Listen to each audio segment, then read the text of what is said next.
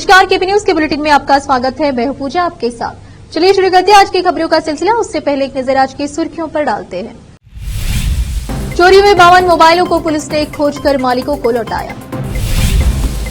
बेंगलुरु में अस्पताल शंखाल को बम से उड़ाने की धमकी, अफवाह घोषित। परिषद चुनाव कांग्रेस ने दक्षिण शिक्षक निर्वाचन क्षेत्र से मारतिब्बेगौड़ा को मैदान में उतारा। कन्नड़ टीवी अभिनेत्री पवित्रा जयराम की कार दुर्घटना में मृत्यु, उनके बारे में जानने योग्य 6 बातें। सारण में पीएम मोदी बोले, ये चुनाव देश की साख ठाक और रुतबा बढ़ाने के लिए है। अंबानी अडानी पैसे दे तो हमला बंद कर देंगे, अधीर रंजन के बयान पर भड़की भाजपा।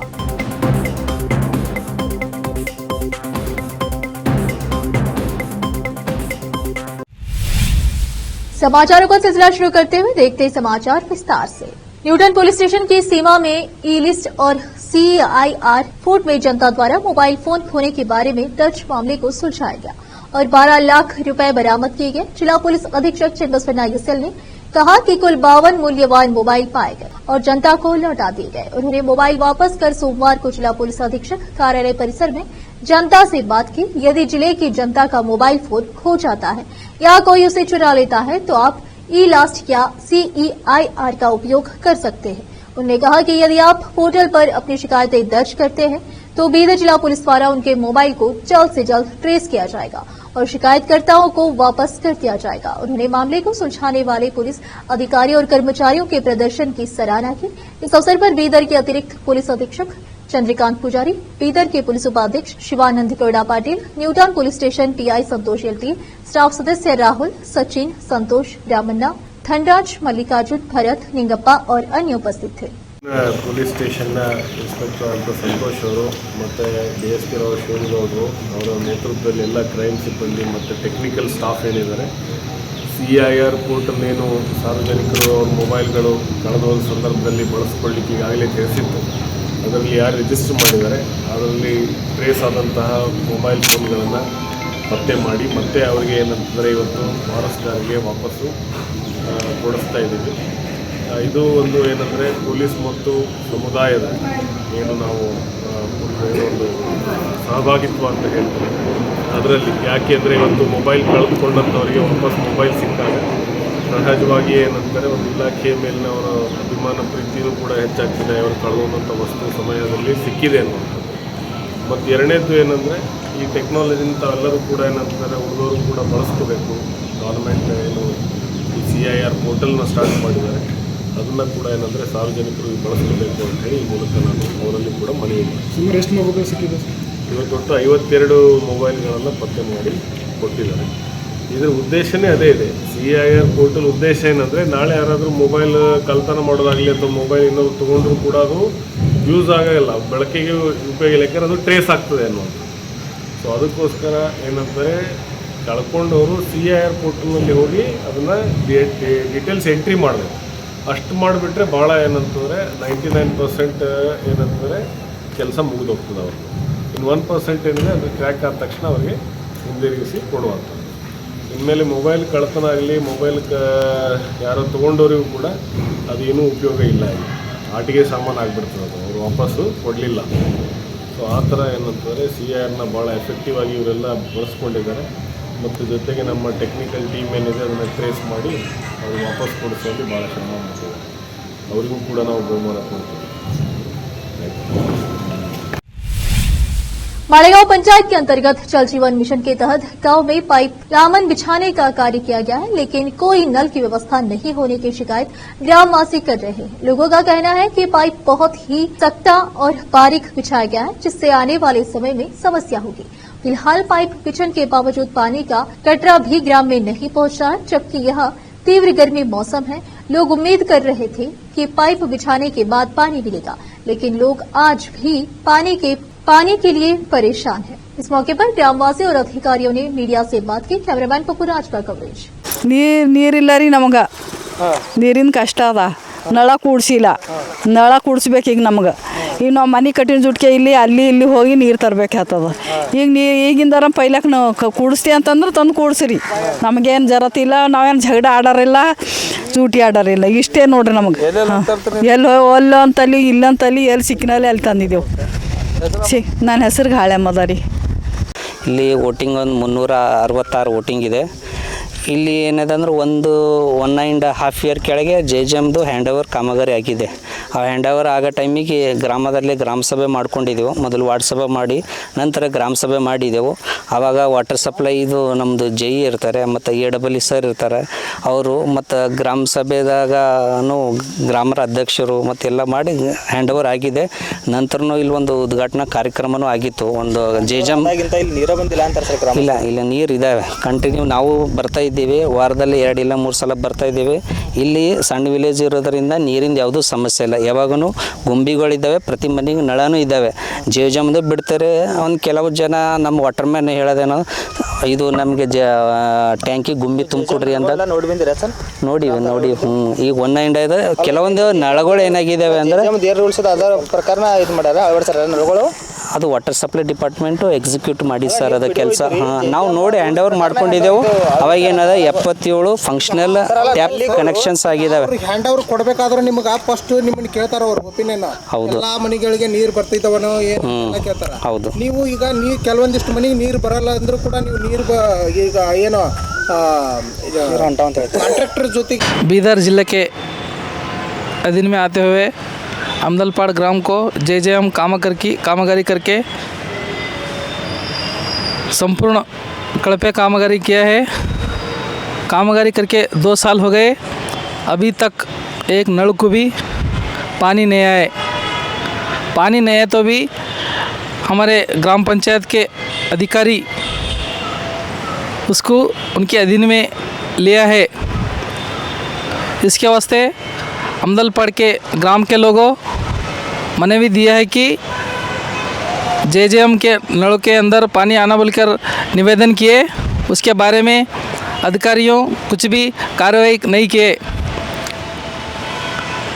ये अमदलपाड़ के JJM कामगारी संपूर्ण कड़पे कामगारी है और इसके अंदर कौन कौन अधिकारियों हैं उसके ऊपर कानून के कार्रवाई करना और हमारे अमदलपाड़ ग्राम को वाटर सप्लाई करके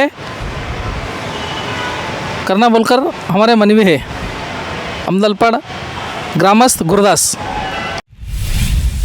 एक प्रमुख अस्पताल श्रृंखला को रविवार को ईमेल के जरिए बम की धमकी मिली, जो बाद में अफवाह निकली।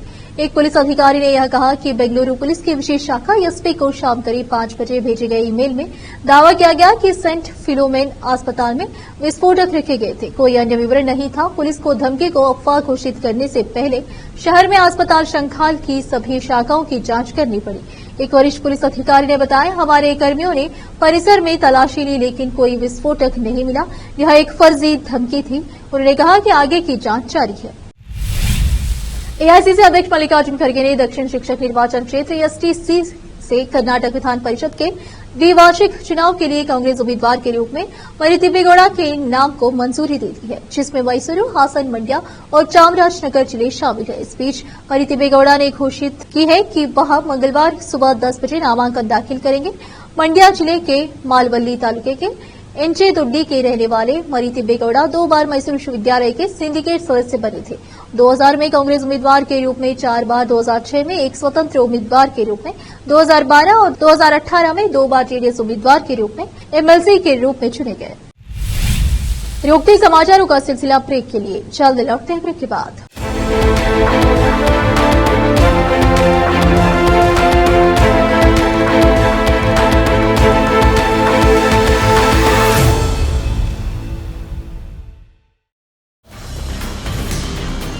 हिंदुस्तान के हर कोने में हम हैं मौजूद। 24 घंटे हालात पर गहरी नजर, खबरों से जुड़े चुपते सवालात और आपको दिखाता है धार्मिक, सामाजिक, राजनीतिक, लोकल और इंटरनेशनल न्यूज की सबसे बेहतर कवरेज। जो आपको रखती है हर पल बाखबर। देश और दुनिया भर की खबर के लिए देखते रहें केपी न्यूज 24/7। ब्रेक के बाद आपका स्वागत है। आइए देखते समाचार। कन्नड़ और तेलुगु दोनों मनोरंजन उद्योगों में काम करने वाले प्रसिद्ध टेलीविजन अभिनेता पवित्रा चैरा का रविवार को एक कार दुर्घटना में निधन हो गया। रिपोर्ट के अनुसार दुर्घटना तेलंगाना के महबूबनगर जिले के दिवतिपल्ली में हुई, जब वह अपने परिवार के कुछ सदस्यों के साथ बेंगलुरु से हैदराबाद लौट रही। प्रकाशन ने भूतपूर्व पुलिस के हवाले से कहा, कल रात 1 बजे महबूबनगर जिले के दिवतिपल्ली में एक सड़क दुर्घटना में उसकी मृत्यु हो गई। वह बेंगलुरु से हैदराबाद की यात्रा कर रही थी। हुक्का पर राज्यव्यापी प्रतिबंध के बावजूद शीशा कैफे और रेस्तरां एसोसिएशन का दावा है कि बेंगलुरु में कुछ हुक्का व्यवसाय शहर के केंद्र और बाहरी इलाकों में प्रतिष्ठानों में चल रहे हैं। एसोसिएशन ने कहा कि जहां कम्मनहल्ली, इंदिरा नगर और गांधीनगर जैसे कुछ केंद्रीय क्षेत्र कथित तौर पर गुप्त रूप से हुक्का बेच रहे हैं, वहीं इलेक्ट्रॉनिक सिटी, रामनगर और नंदी हिल्स सहित पहाड़ी इलाकों में कथित तौर पर अपने कैफे में हुक्का सेवा की पेशकश करने के प्रतिबंध का खुलेआम उल्लंघन किया जा रहा है। एसोसिएशन के अध्यक्ष मोहम्मद दानिश ने कहा कि मैसूर रोड और बीएचईएल रोड के कई कैफे 7 फरवरी 2024 को स्वास्थ्य और परिवार कल्याण विभाग द्वारा हुक्का बिक्री और खपत पर लगाए गए पूर्ण प्रतिबंध का उल्लंघन कर रहे हैं। बेंगलुरु भर में लगभग 10,000 कर्मचारी हुक्का बार और कैफे में काम कर रहे हैं। हम पारंपरिक रूप से बहुत लंबे समय से हुक्का का व्यापार कर रहे हैं। शराब या सिगरेट के सेवन पर कोई प्रतिबंध नहीं है और इसके बावजूद सार्वजनिक स्थानों पर सिगरेट पर प्रतिबंध है। उपभोग जारी है, फिर केवल हुक्का पर प्रतिबंध क्यों? हमारी आजीविका की परवाह किसे है? उन्होंने तर्क दिया और कहा कि एसोसिएशन प्रतिबंध हटाने तक लड़ाई जारी रखेगा। फिर से रोकते समाचारों का सिलसिला एक ब्रेक के लिए, जल्द लौटते ब्रेक के बाद।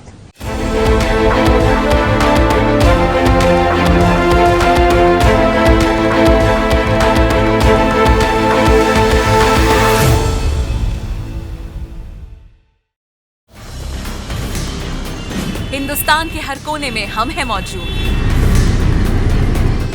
24 घंटे हालात पर गहरी नजर, खबरों से जुड़े चुपते सवालात और आपको दिखाता है धार्मिक, सामाजिक, राजनीतिक, लोकल और इंटरनेशनल न्यूज की सबसे बेहतर कवरेज, जो आपको रखती है हर पल बाखबर। देश और दुनिया भर की खबर के लिए देखते रहें केपी न्यूज 24/7।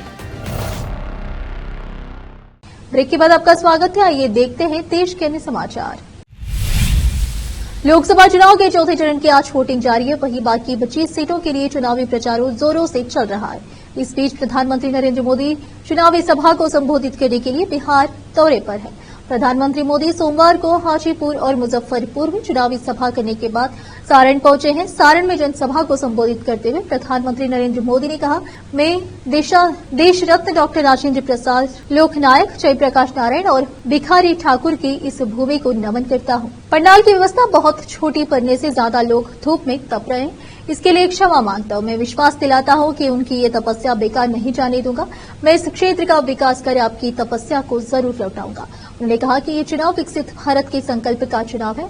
आज दुनिया में भारत की साख भी है और धाक भी है। पीएम ने कहा, भारत का रुतबा बढ़े, ये आपको अच्छा लगेगा या नहीं? रुतबा बढ़ाने के लिए ये चुनाव है। ये चुनाव देश की साख, देश की धाक और रुतबा बढ़ाने के लिए। अभी हमने चंद्रमा पर तिरंगा फहराया है। भारत अंतरिक्ष में इससे भी आगे जाए, भारत विकास की नई ऊंचाइयों को छुए, ये 2024 के चुनाव से तय होने वाला है। आपने देखा होगा कि हम जमीन से जुड़े इंसान हैं, इसलिए चंद्रमा पर हमने नाम शिव शक्ति रख दिया। आपका ये मोदी, ये आपका सेवक है और सेवक भी मामूल नहीं, 24/7 सेवक है। आपके सपने ही मेरा संकल्प है। इसके लिए 24/7 फॉर 2047 ये मोदी की गारंटी है। आपने मुझे एक जिम्मेदारी दी और मैं उस जिम्मेदारी को बहुत ईमानदारी से निभा रहा हूं। इतनी ही ईमानदारी से आपको मैं अपना रिपोर्ट कोड भी दे रहा हूं। लोकसभा चुनाव 2024 के बीच कांग्रेस नेता अधीर रंजन चौधरी के एक बयान के कांग्रेस को मुश्किल में डाल दिया है। दरअसल पश्चिम बंगाल के बहरामपुर सीट से कांग्रेस उम्मीदवार अधीर रंजन चौधरी का एक वीडियो सोशल मीडिया पर जमकर वायरल हो रहा है। इस वीडियो में अधीर कथित तौर पर यह कहते नजर आ रहे हैं कि अगर अडानी और अंबानी उन्हें पैसे भेजते हैं तो वह उन पर हमला बंद करने पर विचार कर सकते हैं। अब इस वीडियो का आधार बनाकर भारतीय जनता पार्टी ने कांग्रेस पर बड़ा हमला बोलाया और पार्टी पर राजनीतिक जबरन वसूली करने का आरोप लगाया है। आइए समझते हैं ये पूरा मामला। अधीर रंजन के वायरल वीडियो पर भाजपा नेता अमित मालवीय ने कड़ी आपत्ति जाहिर की है। उन्होंने चौधरी के हालिया इंटरव्यू को शेयर किया और लिखा, उन्होंने कांग्रेस की पोल खोलते हुए कहा कि जैसे ही अडानी अंबानी कांग्रेस को पैसा देंगे वे उन पर हमला करना बंद कर देंगे। उन्होंने कहा कि इनमें से एक पर राहुल गांधी ने हमला करना पहले ही बंद कर दिया है।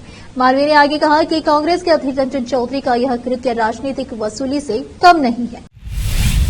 लोकसभा चुनाव 2024 के मद्देनजर चौथे चरण की वोटिंग की जा रही है। इस बीच 10 राज्यों की 96 सीटों पर मतदान किया जाएगा। इस बीच अलग अलग सीटों पर कई उम्मीदवार व फिल्मी सितारे वोट देने पहुंच रहे हैं। इस बीच हैदराबाद लोकसभा सीट से भाजपा उम्मीदवार माधवी लता ने अमृत विद्यालय मतदान केंद्र में मतदान किया।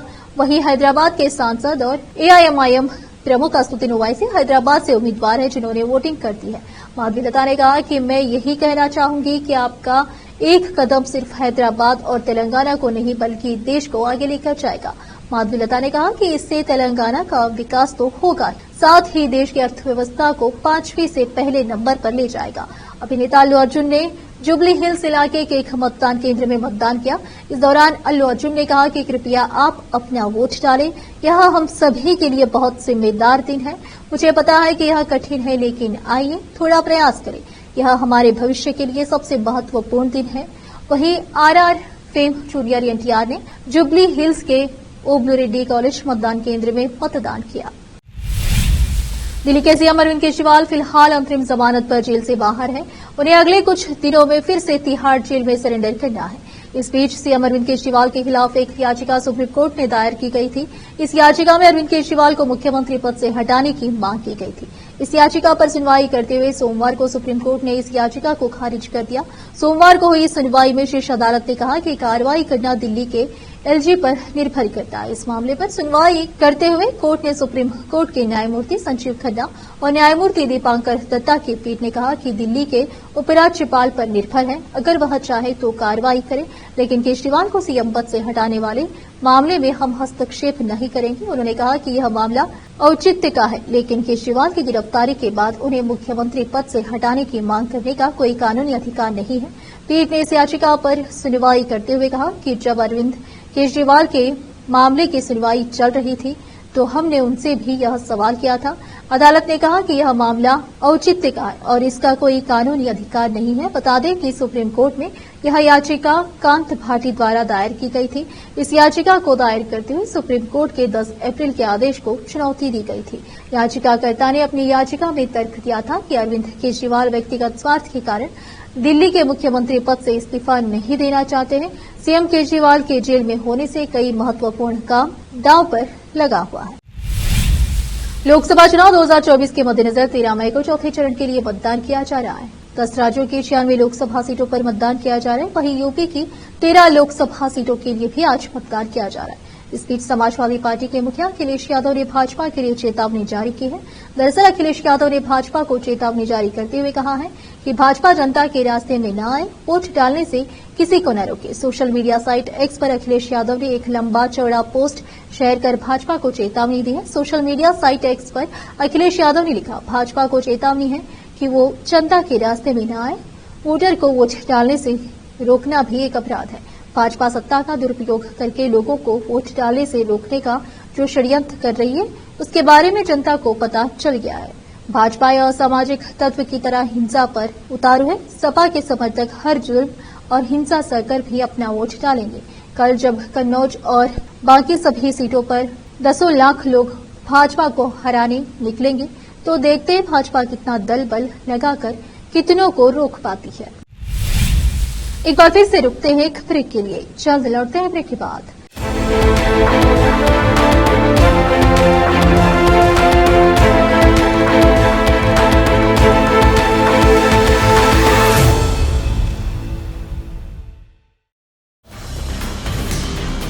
हिंदुस्तान के हर कोने में हम हैं मौजूद।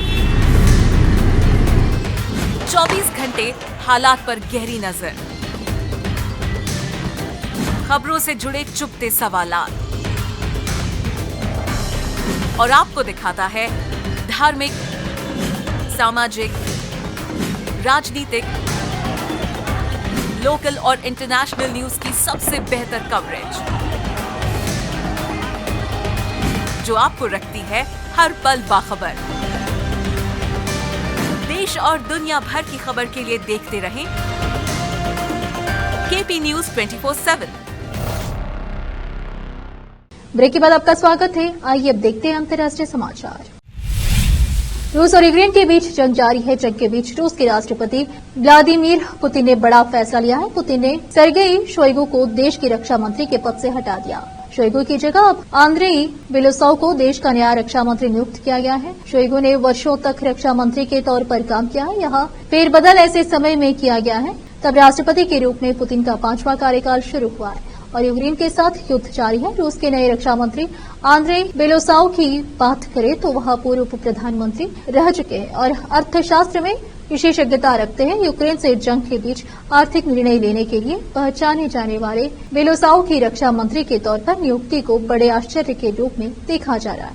रूस की ओर से कहा गया है कि राष्ट्रपति व्लादिमीर पुतिन चाहते हैं कि 2012 से रक्षा मंत्री और लंबे समय से पुतिन के सहयोगी रहे सर्गेई शोइगु निवर्तमान निकोलाई पेत्रुशेव की जगह रूस की शक्तिशाली सुरक्षा परिषद के सचिव बने और मिलिट्री इंडस्ट्रियल कॉम्प्लेक्स की जिम्मेदारी भी संभाले। देखने वाली बात यह भी है कि मौजूदा समय में रूस को यूक्रेन के खिलाफ जंग में बढ़त मिलती हुई नजर आ रही है। इजरायली सेना ने रविवार को गाजा पट्टी में फलस्तीनी उग्रवादियों के खिलाफ लड़ाई तेज करने के साथ ही युद्ध के दौरान लगभग तबाह हो चुके उत्तर के कुछ हिस्सों में भी कार्रवाई की। हालांकि सेना ने कहा कि उसने महीनों पहले ही उत्तर के इलाकों को हमास के नियंत्रण से मुक्त करा लिया था, लेकिन सुरक्षा बलों के हटने के बाद समूह एक बार फिर इन इलाकों में एकत्र होने का प्रयास कर रहा है। इजरायल ने दक्षिणी गाजा के रफह शहर को हमास का आखिरी गढ़ करार दिया है। सेना का कहना है कि हमास को समाप्त करना और बंधकों की रिहाई सुनिश्चित करने के लिए उसे कार्रवाई जारी रखनी होगी। इजरायल की तरफ से हाल ही के दिनों में कार्रवाई तेज करने की बात कहे जाने के बाद 3 लाख लोगों को क्षेत्र छोड़ने पर मजबूर होना पड़ा है। फलस्तीनियों ने बताया कि जबालिया शरणार्थी शिविर और उत्तरी गाजा पट्टी के अन्य क्षेत्रों में इजरायल की ओर से रात भर भारी बमबारी की गई, जिससे व्यापक तबाही हुई है। स्थानीय निवासियों ने कहा कि इजरायली युद्धक विमानों ने शरणार्थी शिविर और गाजा शहर के पूर्व में चिटौन क्षेत्र पर हमला किया, जहां सैनिक 1 सप्ताह से अधिक समय से फलस्तीनी उग्रवादियों से लड़ रहे हैं। फिर से एक नजर सुर्खियों पर। चोरी हुए 52 मोबाइलों को पुलिस ने खोजकर मालिकों को लौटाया। बेंगलुरु में अस्पताल शंखाल को बम से उड़ाने की धमकी अफवाह घोषित। परिषद चुनाव कांग्रेस ने दक्षिण शिक्षक निर्वाचन क्षेत्र से मारतिब्बेगौड़ा को मैदान में उतारा। कन्नड़ टीवी अभिनेत्री पवित्रा जयराम की कार दुर्घटना में मृत्यु, उनके बारे में जानने योग्य 6 बातें। सारण में पीएम मोदी बोले ये चुनाव देश की साख ठाक और रुतबा बढ़ाने के लिए है। अंबानी अडानी पैसे दे तो हमला बंद कर देंगे, अधीर रंजन के बयान पर भड़की भाजपा।